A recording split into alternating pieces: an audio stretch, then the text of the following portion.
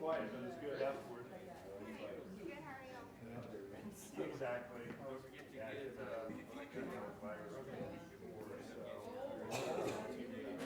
Yeah.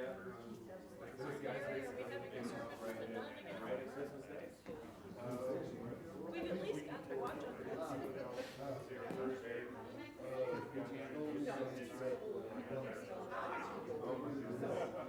Yeah, that's how it goes. I tried to get it over sandwiches though, it wasn't that big a deal. Knocked down, drag out, tired. Yeah, I got 2 days sleep. Exactly. How about you? How about your job? All right.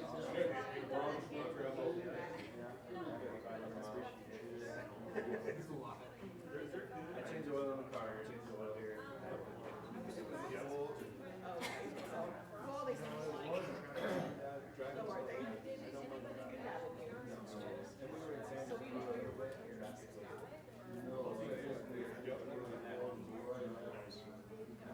What's this? What he said was he was, I think he said, we told him he was talking to his sister. She has another phone. Yeah. Oh, Celeste. I grew up in Philly, so I'm used to the traffic.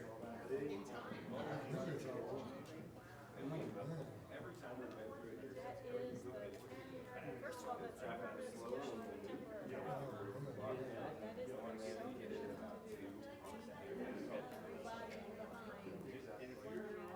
Love country.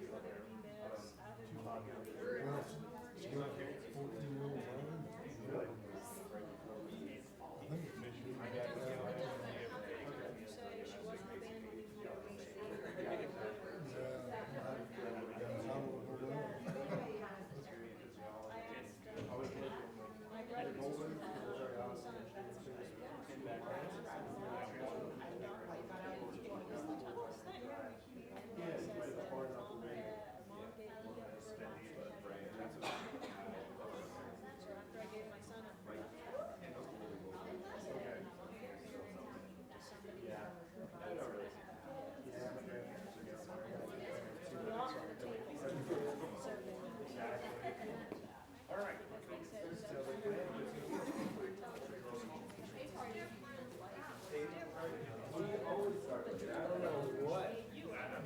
Don't listen to what they say, listen to what they do.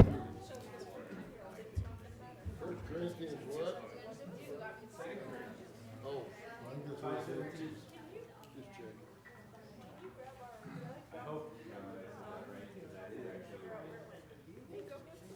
Chapter 5, verse 17.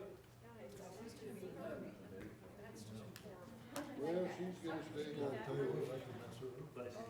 She's better. Well, that's a move in the right So direction. that's true. We're not sure.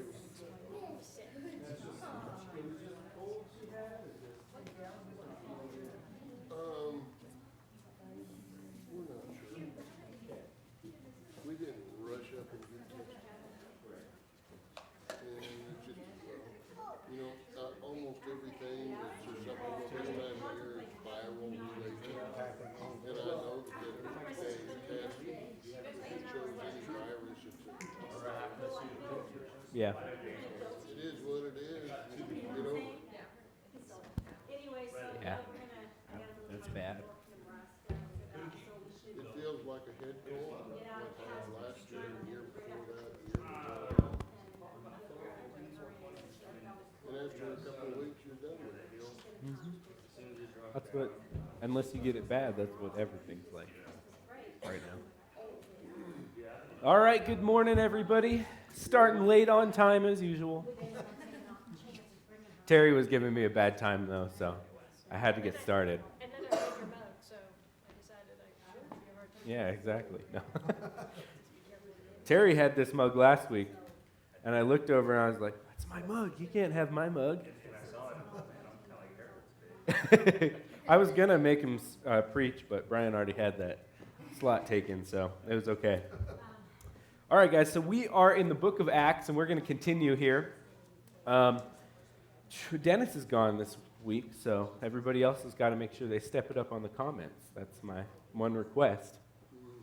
What I'm thinking after January ends, I would like to continue with Paul, and I'd like to go into Romans. And I just kind of, even though that's not necessarily chronological, it's next in the order of the books. And so I think I'm going to keep going that way, and we can keep following the church and the letters of Paul. So that's kind of my plan here in February, because we should be ending Acts at the end of January.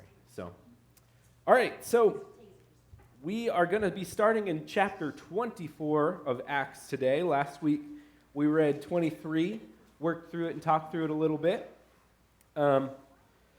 Following the story of Paul, following him, well, the plot to kill Paul and all the people that were riled up against him, which is pretty typical. New place, same story, kind of with Paul. But what we saw was there was kind of a plan to steal him on his way to be transported and kill him, right?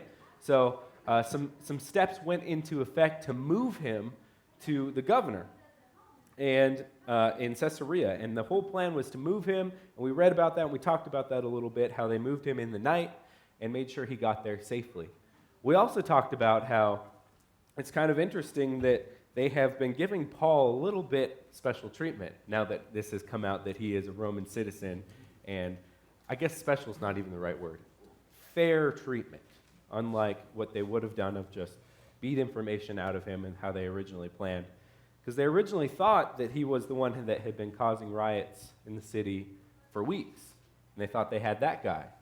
But then they realized, no, this is actually a different guy who's a Roman citizen, and so they're kind of taking care of him to make sure he gets a fair shot at explaining what's been going on and explaining why people wanted to riot over him and tear him apart in the streets like we read last week.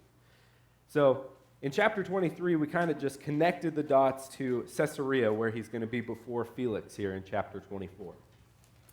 Did anybody have any comments from 23 that we didn't get to talk about last week or that just got overlooked? Okay, I gave the opportunity. All right, so we are going to pick up in 24 today. And let's see, how far do I want to read? 24 is pretty short. But let's read through verse 9 and we'll start talking a little bit. So chapter 24 of the book of Acts, we'll read verses 1 through 9 and we'll discuss that a little bit. And after 5 days, the high priest Ananias came down with some elders and a spokesman, one Tertullus. They laid before the governor their case against Paul. And when he had been summoned, Tertullus began to accuse him, saying, Since through you we enjoy much peace, and since by your foresight, most excellent Felix, reforms are being made for this nation. In every way and everywhere we accept this with all gratitude. But to detain no further, I beg you in your kindness to hear us briefly. Verse 5. For we have found this man a plague, one who stirs up riots among the Jews, throughout the world as a ringleader of the sect of the Nazarenes. He even tried to profane the temple, but we seized him. By examining him yourself, you will be able to find out from him about everything of which we accuse him. The Jews also joined the charge and were affirming these things that they were so. Let's go ahead and stop there before we hop into verse 10. So we know he's made it safely. We know he's before Felix. And now what's happening? They're setting up the accusations to be things that Rome would find offensive. Absolutely. I have a little note in the side here is just simply Jewish worldview, right? So they're saying, they're setting it up to be wrong to the people that they're trying to convince, right? They're trying to say, from your worldview, this is wrong. Let us share why, right? But what's actually going on? Who's he before? or who's accusing him, I guess. He's before Felix. It's a lawyer. Yeah, I have written an attorney. And when you think of, I hope I say his name right, Tertullus, if you think of him being an attorney and then you hear what he says, you're just like, huh, yeah, that sounds like a lawyer, right? Not much has changed because what's he do? What's the very first thing he does before Felix? Buttering up. He butters it out, yeah. Butters him up, right? A little bit of kissing up to him. He says, oh, Felix, we love all the reforms you've been doing in the land. I don't think that's true. Most people wouldn't say that, right? He said, but this is basically one where we can't stand anymore. You need to look at this Paul guy, right? Yep. So it is interesting because last week in 23, we saw that Paul was transferred to safety to be given a fair trial. And what we see happening right here in 24 is a trial. Now, I don't know if it's completely fair yet. We do have a pretty good attorney against him, but it is a trial. It's just like a court trial, and we have a lawyer in the courtroom. Isn't it interesting that they bring a lawyer, though? It is interesting. It's moved on from just the people being riotous to this actually being an official court problem, right? I don't know if they brought him because he knows how to walk the line. You know, I don't know if the priest would know that or not. But one thing, like in 7, he says, but Lystra's, the commander, came along with much violence and took him out of our hands, like they were, trying to get down to the point, how you doing and all this stuff. And, when we actually had to carry him away because I about beat him to death, he's not telling the truth, but I think he's walking the line, there's got to be a point where they say, okay, you're going to jail because that's completely out of line. But he knows where that's at. Yeah, that's interesting too. I didn't notice that, and I wanted to clarify that. I didn't read verse 7. My Bible has it as a footnote. Yeah. Yours doesn't have 7? Nope. It has, so I have a footnote, and so I'll read 6, 7, and 8 here again in a second, but my footnote says, some manuscripts add this, that he would have judged him according to the law, and then it says the rest of the verse 7. But let me go ahead and read 6, 7, 8 together, so it at least makes some sense. He even tried to profane the temple, but we seized him. But the chief captain, Lysias, came and with great violence took him out of our hands. By examining him yourself, you will be able to find out from him about everything which we accuse him. So I don't know why I have that just as a footnote, because it's not in all spaces, but it does add to the story a little bit. It says, it kind of connects the storyline and says, he tried to profane the temple, and we seized him. And who did it? Well, it was Lysias, and he came with great violence and took him out of our hands. And now we want to accuse him and charge him, right? See, when he talks about desecrating the temple, that doesn't mean anything to Felix. He can talk about that all day long. He don't listen. But now he's accusing a Roman soldier of misconduct. And that would really matter. So, I don't think that the priest would know how to walk around that, how to dance around that, and keep from getting their hand slapped.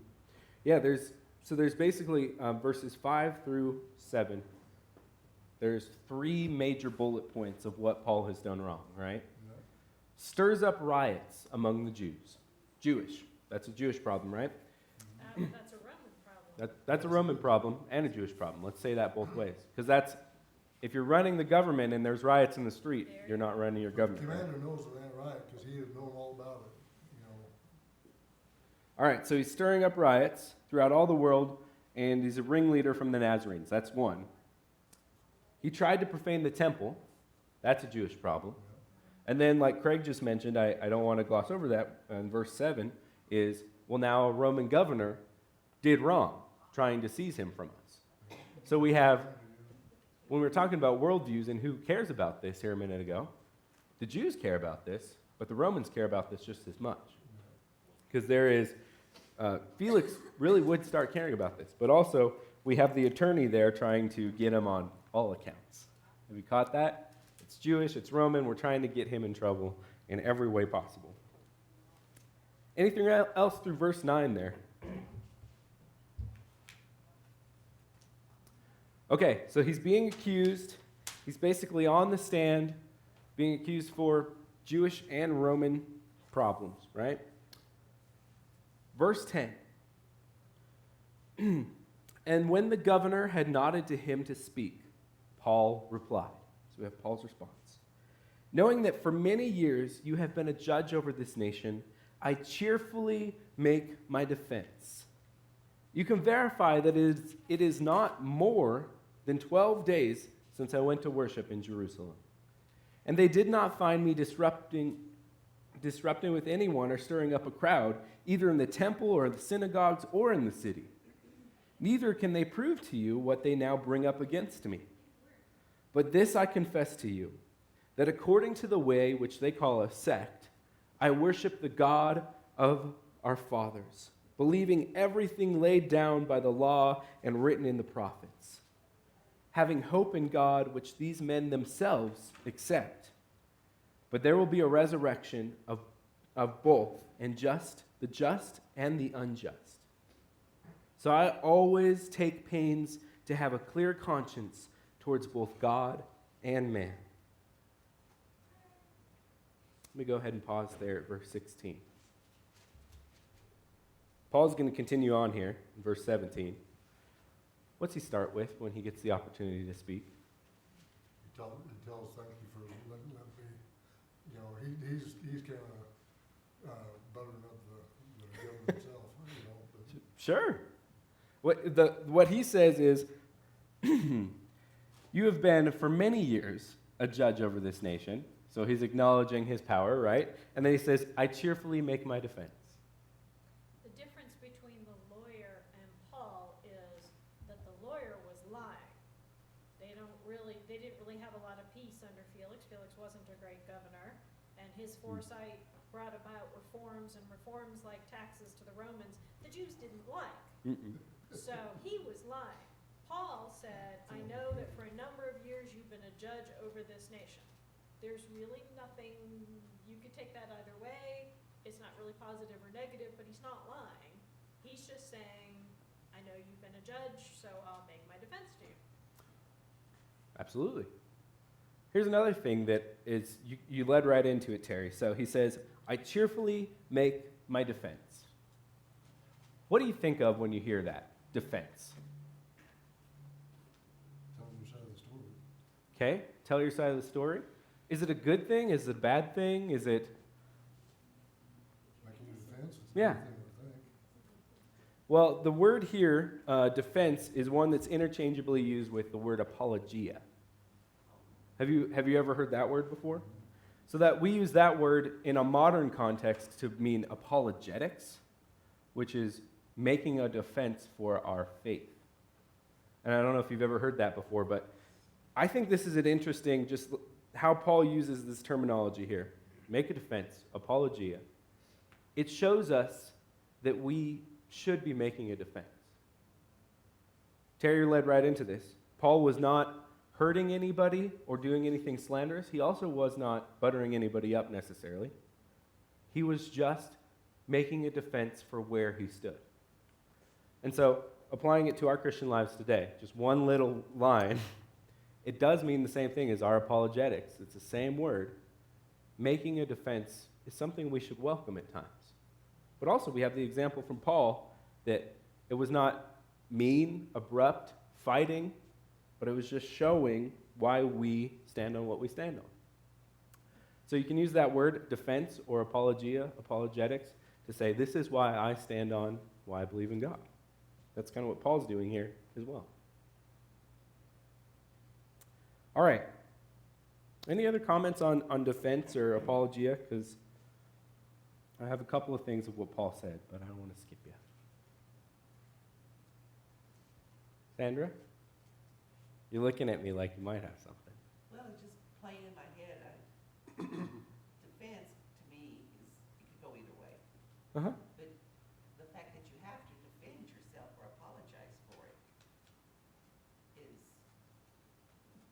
you would think the Jews Jews would be so acceptable, and we know now they're not. And that, to me, I'm sorry, but they're acting like Democrats.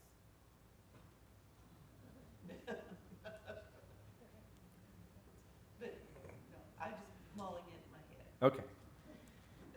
All right, well, what does one thing Paul says about the Jews in this next little section that we already read? He says, I confess to you, this is verse 14, that according to the way which they call a sect, I worship the God of our fathers, believing everything that laid down by the law and written by the prophets, having a hope in God which these men themselves accept. It's interesting, when he gets into his apologetics or his defense, the very first thing he says is, these people that are coming after me believe in the same God and have the same hope as me. We're all on the same page. We're all on the same page, but we know that's not true. We've read the story of the Jews and Paul.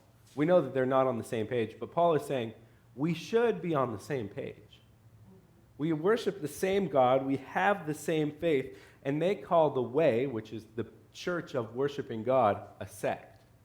So he kind of exposes the two things there. We should be worshiping, and we should all love God the same here, but they're calling me out as if we are wrong, because they're calling us a sect.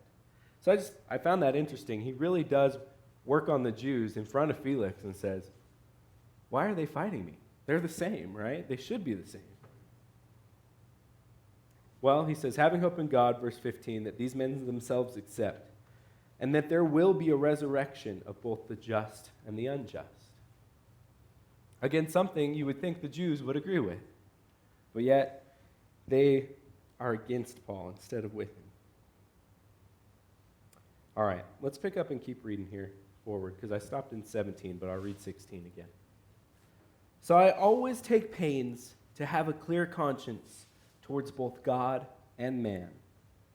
Now, after several years, I came to bring alms to my nation and to present offerings. While I was doing this, they found me purified in the temple, without any crowd or tumult.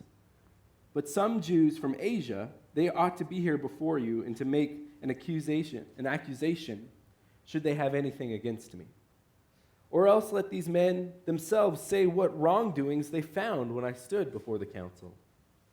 Other than this one thing that I cried out while standing among them, it is with respect to the resurrection of the dead that I am on trial before you this day. Finishing Paul's little speech, trying not to get muddled up in the words, but what does he say after he says, us Jews and me, we should have the same hope in God? Then what's he say? Verse 16 through 21. I wasn't doing anything wrong, and the people who accused me of doing something wrong aren't even here in front of you. Absolutely. He starts with the first part, and he makes a pretty clear defense too, right? He says, I was in the temple, giving my alms in silence without a crowd. Nothing was happening. I was doing what the Jews would say would be right. Nothing wrong there.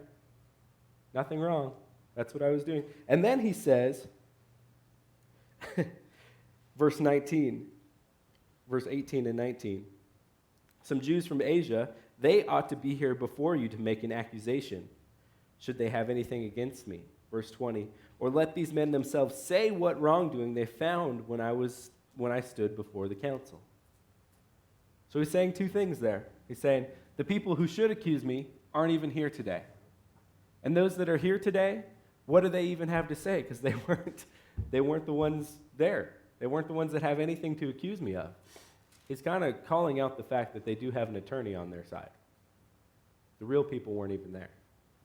He's also bringing it back to the fact that this is a strictly Jewish problem. There is no Roman cause for problems. And he goes all the way back. He said, I was only in Jerusalem 12 days ago. I wasn't arguing with anybody. I wasn't stirring up the crowd in the synagogue. I was bringing gifts. I was clean. There was no crowd with me. There was no disturbance. So he emphasizes that all the way through on the fact of there is no Roman crime here. The Jews are trumping that up so that Rome will kill Paul. Mhm. You know, now that Rome has control of Paul, the Jews can't just kill him. So now they have to try and trump something up that will make Rome want to kill him. And Paul just goes back and really, without being defensive the way we talk about being defensive, he makes his defense on the fact of this is strictly something that has to do with our religion. That's all. I'm not doing anything that Rome will find offensive. Yeah. Let's bring it back to our thoughts here and just imagine what Paul is trying to say based on what Terry just shared with us, right? There was religious riots so great because of what he was or wasn't doing, just because of he was being there, right? So the guard, which we would say, our government, our police, takes him to make sure he's safe or to get information out of him, to get information to begin with. They figure out that he needs a fair trial. So they take him all the way up to the court system. And they get to the court system, and the religious leaders have hired an attorney to go against Paul. And what Paul says is exactly, he makes a good defense without being defensive like we think. He just makes a good stand on why this is truth. And he says, excuse me, gentlemen, this is just a religious matter, and I didn't even break the religious rules. Why are we here? Why are we in this government, lawyer, court system? So I think you got a great point there. He's like, this is just a Jewish religious thing, and I didn't even break the rule. So he's trying to make a defense for himself, and you pointed out a good thing. It's not bad that he's making a defense, but it's also not like we think of defense. We've kind of made that a dirty word, right? We've made it mean and ugly. He's just standing on the truth and making sure that he's standing there, making sure he's defended. Not mean, just defended. All right, so we read through verse 21. And one of the last things he says there in verse 21 I wanted to point out. He says, "It is with respect to the resurrection of the dead that I am on trial before you this day." One last thing he says, and what's it mean? Say it again. I'm going to read it again. The end of verse 21. "It is with respect to the resurrection of the dead that I am on trial before you this day." Christ is the bottom line. Christ is the bottom line, and he's also saying, I respect the Jews.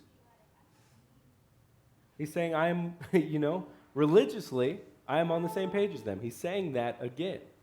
He's saying, I am on the same page as them. Why am I in this court system? All right, verse 22. "But Felix, having a rather accurate knowledge of the way, put them off, saying, 'When Lysias the tribute comes down, I will decide your case.'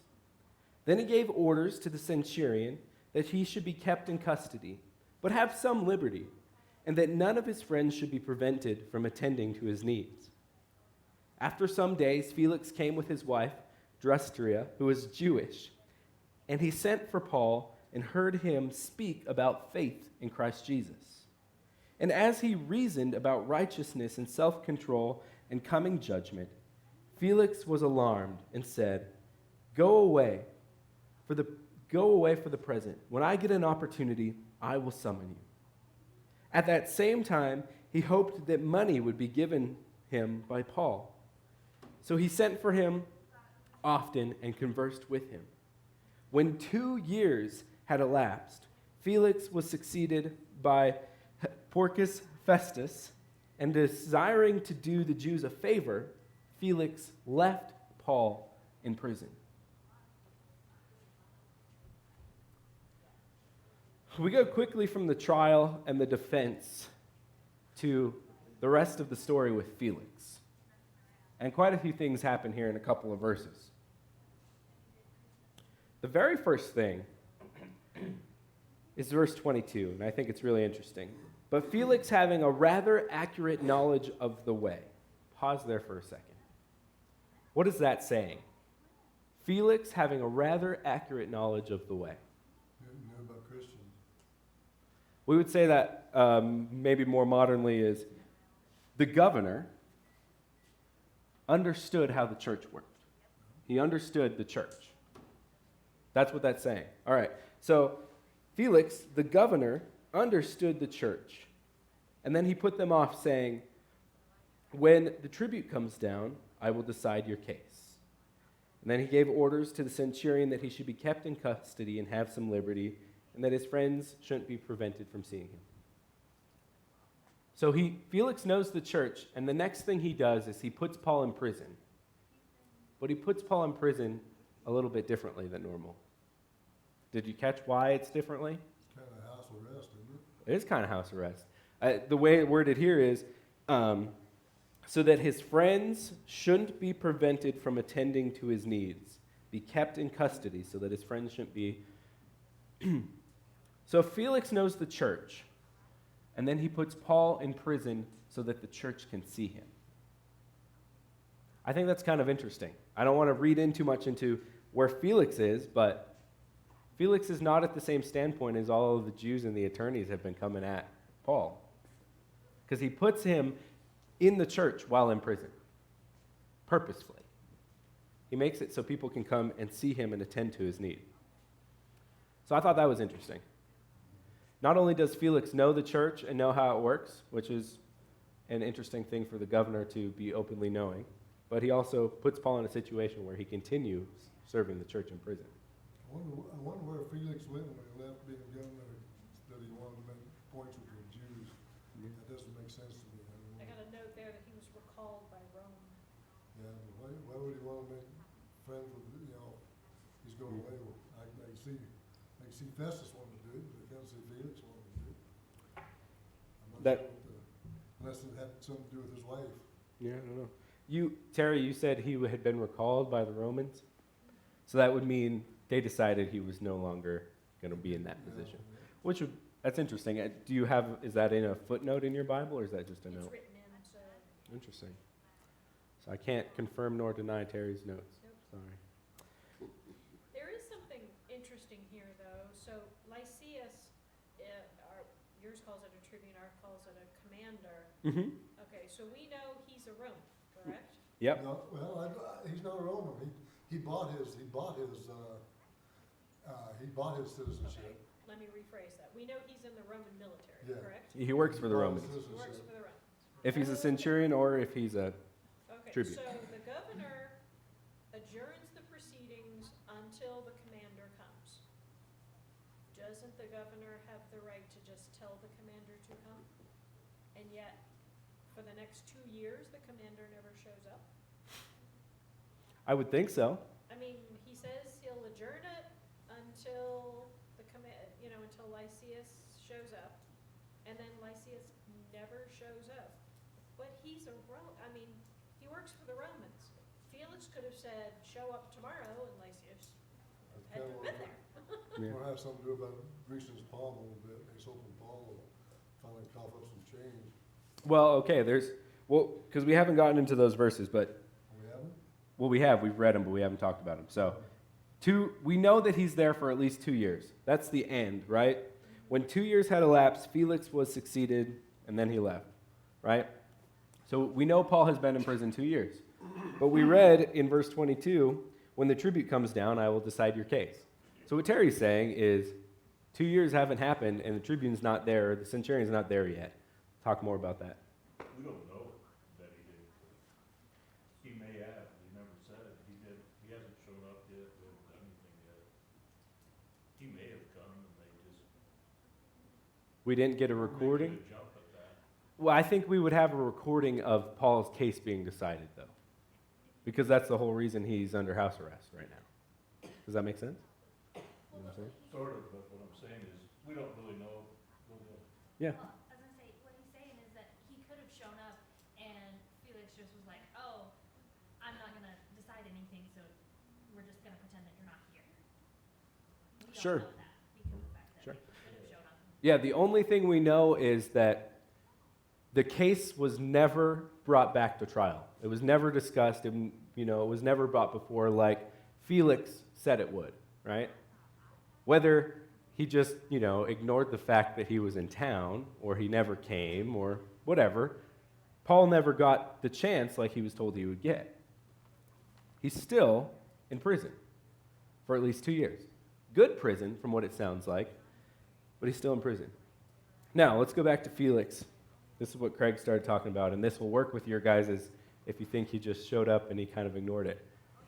What was Felix doing with Paul when he was in prison? Trying to get him to offer him money. Yeah, If Paul would have offered him money, it appears that Felix may have let him go. But since he never offered him any money, he's like, so that'd be verse 26. At the same time, he hoped that money would be given to him by Paul. So he sent for him often and conversed with him. So wasn't he just trying to basically learn from Paul as well? And it freaked him out from what Paul was saying to him, and he was like, okay, you probably are right, go away, kind of thing? Well, I'm conflicted on this, and I'll let you guys read this along with me and try and decide. Because when I first read these verses, in verse 24, after some days, Felix came down with his wife, who is Jewish, and they sent for Paul and heard him speak about the faith in Christ Jesus. If I was to stop there, he wants to know more about, he knows about the church already, he knows about the way. He wants to know more about the gospel. Felix does. But then I keep reading, and he continues to visit Paul, so that maybe Paul might slide him some money. he's corrupt. He is corrupt, but I'm coming right back to this, because when I first read, I was like, he wants to know more about the gospel. He wants money. He doesn't care about the gospel. He wants money. Could it be both? I don't know. I think Paul's Because if he interested. cared about the money, he wouldn't want, if he cared about the gospel, he wouldn't want the money. One thing about Paul is he's an interesting fellow. He any place he goes, people love him. It isn't because he's just it's because of his personality. And I do believe that Felix probably enjoys conversing with him. Even though that might not be his main thing, he still wants some change. But Paul is a good conversationalist. He's well read and interesting fellow. He's a polarizing person no matter where he goes, right? There's a If flip Felix side to cared it. about the gospel, he wouldn't be asking for the money, and he would be releasing Paul. Instead of turning over his position and leaving Paul in prison. He didn't care. He was corrupt. He was spineless. He had no integrity. But there's a flip Look him up, side to Terry. that, because if he only cared about the bribe, then what Paul was saying wouldn't make him afraid. Yeah. Paul Absolutely. was discoursing about righteousness and self-control and the judgment to come, and Felix was afraid.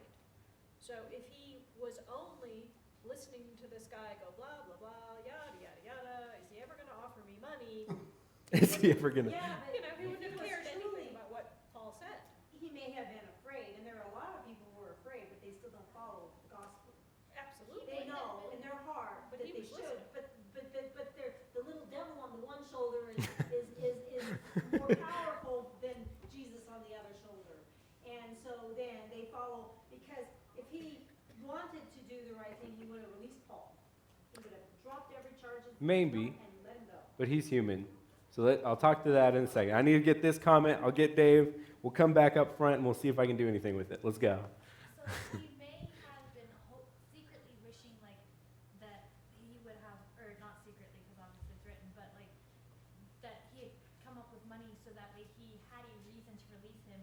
Because even in our beliefs, we don't always I don't know how to word this, but he could be believing and afraid, but he has no way of releasing him without it seeming bad.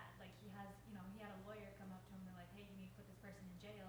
So he does, and this whole time he's I need to find a reason to release him without going against. I've got to go to Dave next. Well, to me, a lot of it needs to be taken back into the perspective of why they were uncomfortable Sure. To begin with Drusilla. She was Jewish, if you read the notes. She left her husband to be with him and came with him, so she was already rejected by the Jewish. This She is had broken the Jewish Felix's law. wife. Yep, Felix's wife, so then, Paul actually called him on it, talked to him, let him know that of what was going on, so they Drusilla was became somebody nervous else's. about that and didn't want, and that's when they pushed him back in there, so that's part of it, I mean, he read a lot of things into it, so was he talking to him more, is there any way to get out of this? You know, every time he goes to talk to him, hey, he wants to get bribed, it's kind of the way of life in the Roman, that's just a natural thing. It's a Whether human corrupt thing. or not, Yeah. it's the way of life in the Roman, that's how it was done. Okay. Had Paul offered him money, he's not gonna say, okay, well, release him because I bribed him and he took the bribe and he's giving me money, so I'm gonna let him go. No, that would be a scandal. You Well, know, I mean, look at in today's Roman time. culture, it Oh, may let him not go. be. I let him go because He he would wanted have to. bought his freedom. He would have bought his You're gonna freedom. take the money and you're gonna come up with another reason to release him. Terry? I realize this is really far out and it's not written in here, but when we get into 25, we know that new governor, Mm-hmm. new charges. Did Felix realize that if he had simply released Paul, they'd have killed him? I mean, it's been 2 years, and when Festus comes in, it's 3 days later after arriving in the province that they meet again, and so it's not like the Jews have forgotten Paul. Yeah. So maybe Felix was actually kind of Protective sort of custody. protecting. Yeah. And he's been in protective custody when he went to Felix in the first place. That's a great term because that's the term we have today, right? I mean, it- I know that's stretching, but And it is stretching, and I'll stretch it with your handwritten note. If your handwritten note means that they just let Felix go, this might tie in together because they just be like, Felix is holding this fugitive. He's not letting him be killed or tried or anything. I don't know. We can't know that. Courtney? I appreciate how multifaceted Felix, his character. Yes. You're reading it from a book standpoint, but, I mean, all of us are multifaceted people, and I mean, who can raise their hand and say, every single time I came to church, it wasn't because of the social aspect or a potluck, or because people will frown on me if I don't show up, it's because I want to come to, like, of course we do, of course, but you're not perfect the minute you become a Christian, or even after you've been a Christian for 30 years. I mean, there's multiple, it's a very complicated, multifaceted issue. I mean, so I truly believe it's all happening at the same time. That yes, he's hearing this and he's afraid and he believes sort of, but then also he's like, oh, I kind of want some money. All right. So I can only share with what the text has to say and then my opinion. So we've heard the text. Here's my opinion. Verse 24, Dave already hit on it. He brought his wife. I thought that was interesting when I first read that. He brought his wife, which to me, a governor doesn't just bring his wife to work, to the prisoner dungeons bring and your wife to work. check on Paul. There was a reason he brought his wife, who was a Jew, right? So I think there's something impactful in the fact that he brought his wife, who was a Jew, because he wants to understand this religious sect, as the Jews would say, more fully. He brought his wife, and he's like, I want the Jewish perspective, I want the Christian perspective from Paul. I want to hear it. Whether or not he's a believer because of that, he at least wants to know more. He at least wants to give or understand a full trial. I'll come back to you in a second, Nancy. So he wants to understand more. And then when he's talking to Paul, he reasoned about righteousness and self-control to him. And there was in front of his wife, the wife of another person, you know, that's what fighting him. And then what is Felix's response? He was frightened. He was alarmed, is what my version says. Frightened, right? So I think he was taken aback by how boldly Paul spoke to him, right? And so what I think is happening here, and again, this is my opinion, is Felix wants to learn more about this church he already knows about. He wants to learn more about how it's working and not working with the Jews. And I think he's stepping into the place of, do I believe in this gospel that Paul is saying? Now, that doesn't exempt the fact that he's been asking for money. And I think Courtney hit it right on the head. That's a human trait, right? I think there's some selfishness going on at the same time as learning. And I think it would be very dumb of me to say that that doesn't ever happen to me, because that happens to me. So I think whether or not Felix is trying to get money to just get a free and clear for Paul, I don't know. I think that's seen into a little bit. I think Felix is trying to get some money because Felix wants some money. He's also learning about the gospel, whether he really wanted to or not, because he is. Nancy? I forgot what I was gonna say, but, well, yeah, so he brings his wife, who's Jewish, who's gonna understand the Jewish religion. And then I think to myself, I wonder what kind of conversations him and his wife had after they left Paul. Yeah. Doesn't say, but maybe he questioned his wife a lot. And then when it comes to verse 25, with Paul saying that righteousness is self-control, and then he was afraid, probably because he was afraid because he had violated that kind of stuff. And when somebody calls you out, Mm-hmm. you don't want to see him. You're like, go away, go. You don't want to face reality of what your sin. So you just want him to go away, so you don't have to think about what you're doing wrong. Mm-hmm. Absolutely. Yeah, I could agree with that. So we have some interesting little, it's not a little section, even though it's a little section. We see a lot about Felix and Paul and what's happening here. And where we end off, and I don't want to forget this as we move forward, Felix is gone. Whether he's fired, dismissed, or he quits, or it's time to move on, we don't know. We just have the text, right? Felix is gone at the end of chapter 24. Paul has been there for over 2 years. So let's not forget the fact that when Felix finally does or leaves, Paul has been kind of stagnant in one place, not moving around, in prison for 2 years. Kind of been stuck. Although, maybe he was working on Felix. But when we look at Paul's journey in missionary work, he's been stuck. So, when we move into chapter 25 next week, after Felix, we move into Festus. And he gets unstuck really quickly. But he has been stuck here for 2 years. So I just want us to not forget that when we're thinking about time factor here, right? But I think Felix is really interesting. And again, we have no answers on if Felix became a believer, if Felix ever, was a bad person, good person. We don't know anything. But it's really interesting to see. Again, this is Paul continuing his defense for Christianity in front of one person. Yeah. We know the seed was planted. Sure, absolutely. We never see Felix again. All right, we are out of time. Thank you for the discussion on the end. That was awesome. I really appreciate that. So we'll be back next week. Then we'll move on to Romans after that.